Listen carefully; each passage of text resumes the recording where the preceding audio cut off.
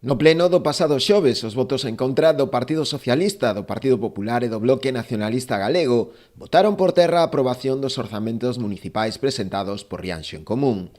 A decisión que colleu por sorpresa o equipo de goberno provocou o anuncio do alcalde Julián Bustelo de que se sometería a unha cuestión de confianza para sacar adiante o documento orzamentario. Non nos queda outra, efectivamente, que dar o paso que damos, que volver a someter ao pleno a confianza na alcaldía e se non prospera, pois que a oposición, se o estima oportuno, pois que tome o camiño que teña que tomar e se pensan que efectivamente, como se comenta, non? Que este goberno pois está nunha deriva autoritaria, que non quere negociar, que está nunha deriva de falta de xestión, etcétera, etcétera,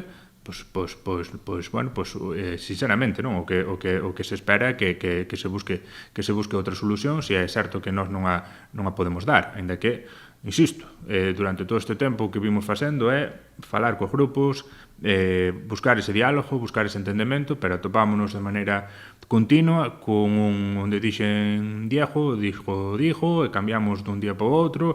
Parece que sempre estamos, unha vez que hai certo consenso, certo entendemento, pois vamos con algo que volva a xerar conflito, que volva a subir o prezo respecto do que estábamos falando. Entón, bueno, así sinceramente é difícil que ese diálogo que se demanda, que se pretende, dea por frutos, non? Dende o goberno local entenden que é preciso desbloquear a aprobación dos orzamentos ante as necesidades do Concello, que leva 3 anos cos presupostos prorrogados. Neste 2024 as necesidades son outras, polo que consideran prioritario contar cuns orzamentos adaptados á realidade actual. O que non imos asumir ahora é esa situación de bloqueo respecto do eido administrativo, cando ademais hai ferramentas para poder sair dela, non?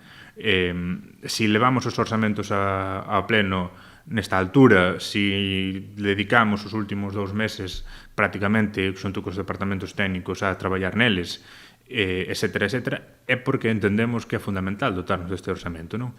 Un orzamento, como dixo, que van a incrementar un 22% o orzamento de 2021, é un orzamento que reflexa mellor que o prorrogado a realidade do gasto.